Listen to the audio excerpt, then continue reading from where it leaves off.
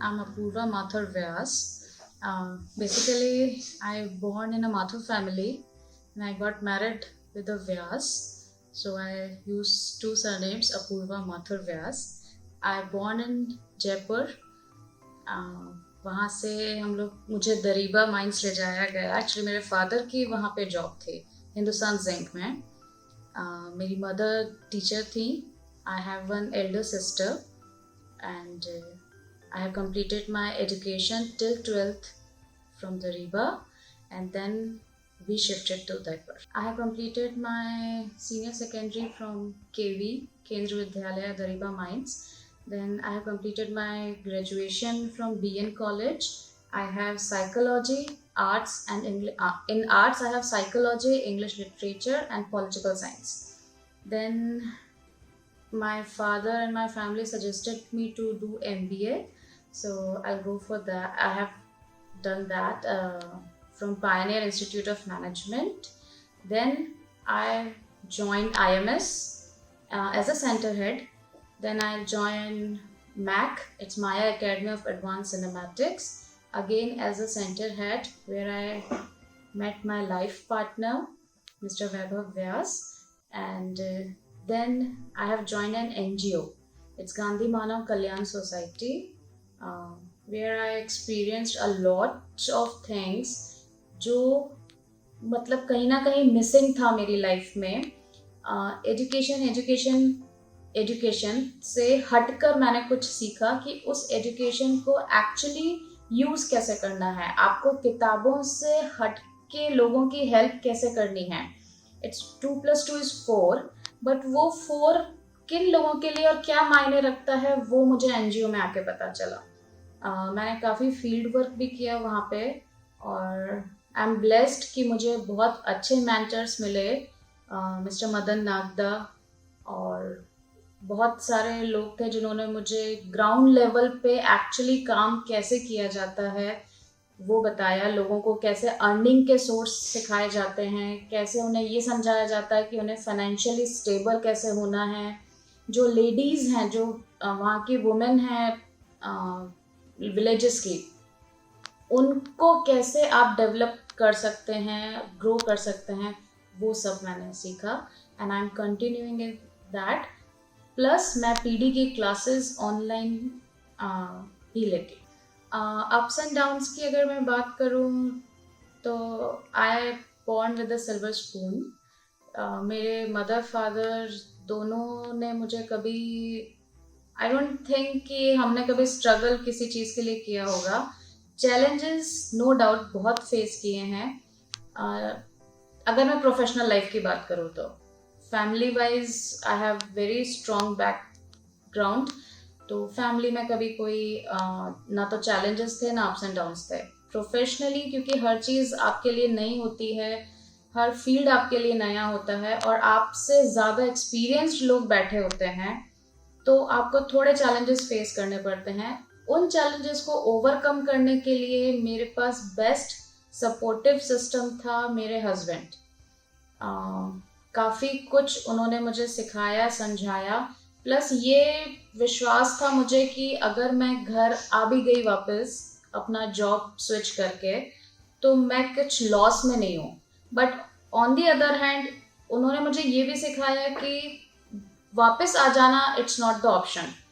चीज़ों को फाइट करना पड़ेगा, चीज़ों को सॉल्यूशन निकालना पड़ेगा, और उन सब चीज़ों से आप कैसे ओवरकम होते हो, और वो जो जॉय होता है, एक जो हैप्पीनेस होती है कि आपने चैलेंजेस को फेस कर लिया और अब आप एक स्टेप ऊपर आ गए हो, वो चीज़ें मुझे फैमिली से काफ़ी सपोर्ट मिला.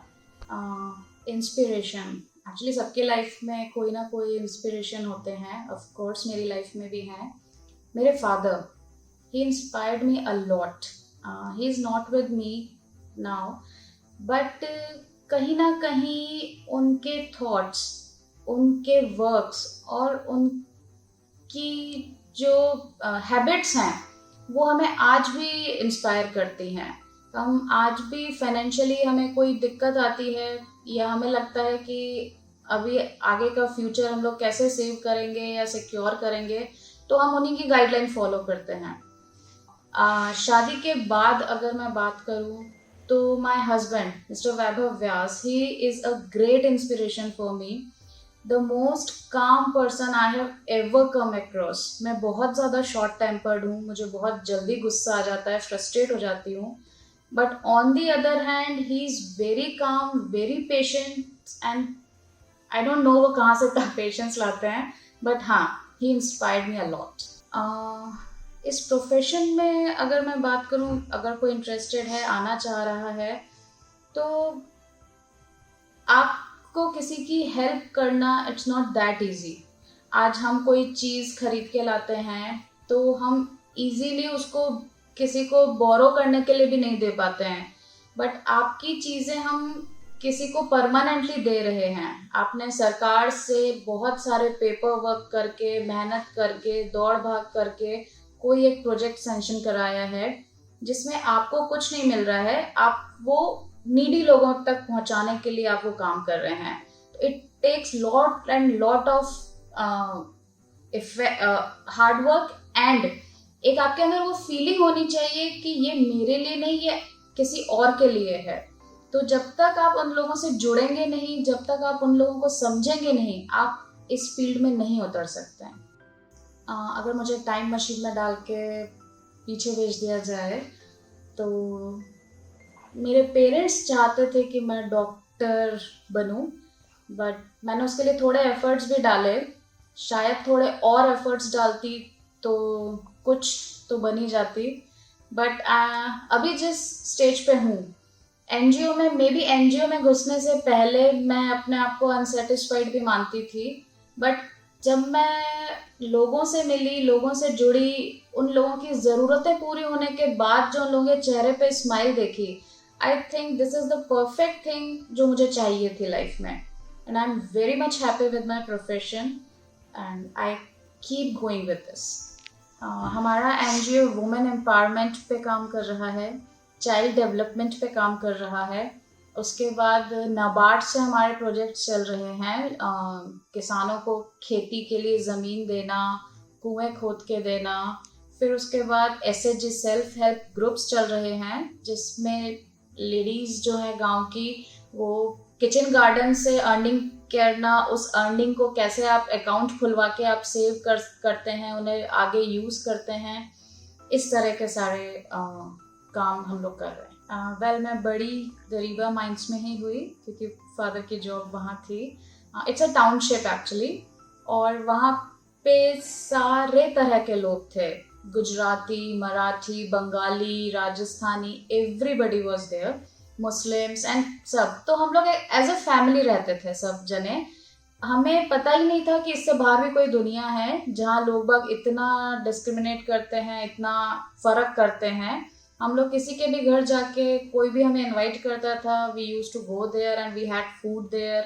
हमारे घर कोई आता था तो we use to hospitalize the, मतलब अच्छे से हम लोग उनको वो करते थे।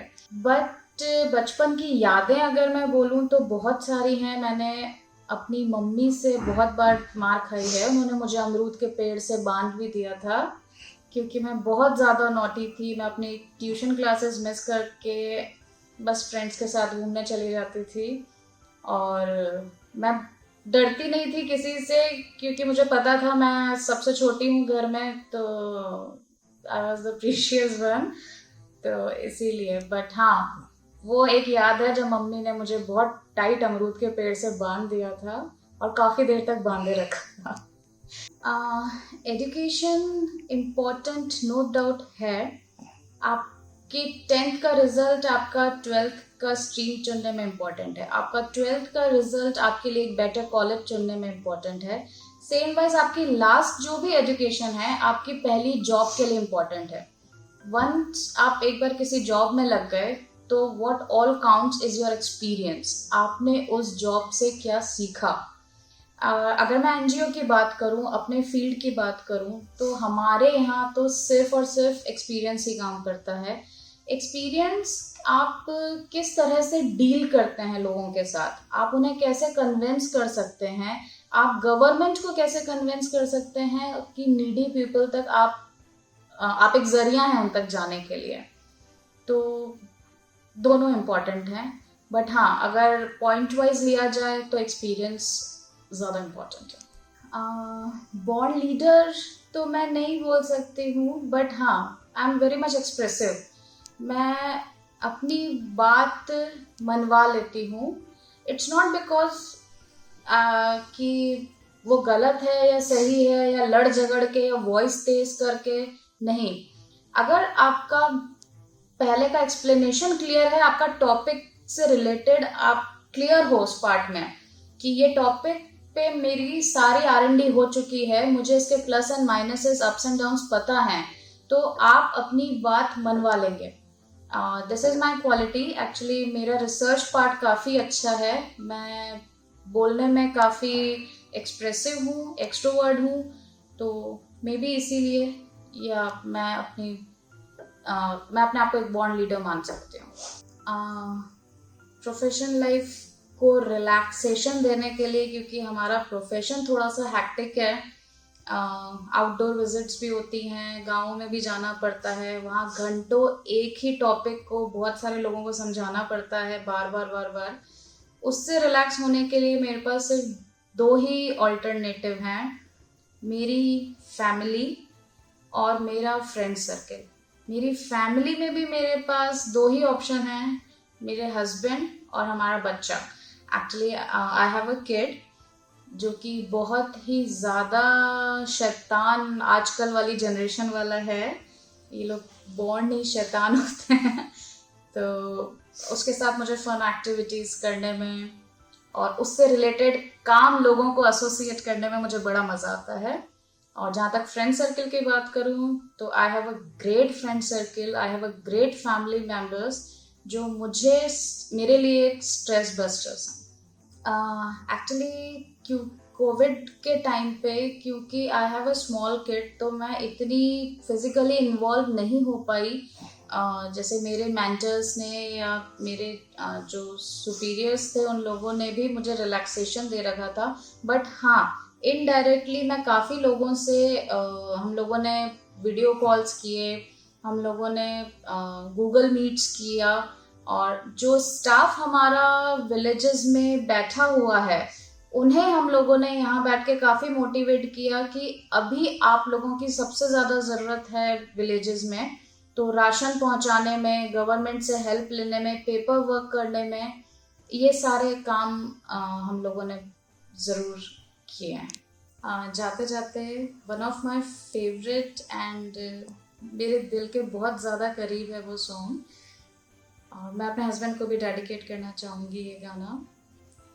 आँखियों के झरोखों से मैंने देखा जो सांवरे, आँखियों के झरोखों से मैंने देखा जो सांवरे, तुम दूर नजर आए, बड़ी दूर नजर आए, बंद करके झरोखों को जरा बैठी जो सोचने, मन में तुम ही मुस्काए, मन में तुम ही मुस्काए। अगर आपको मेरी कहानी पसंद आई है तो प्लीज़ मुझे लाइक करिए एंड फॉलो करिए, और अगर आपको भी लगता है कि आपके पास कोई ऐसी स्टोरी है जो आप लोगों से शेयर करना चाहते हैं, इंस्पायर करना चाहते हैं उससे, तो इस प्लेटफॉर्म वर्क मॉब पे आके उसे शेयर करिए प्लीज़। Thank you.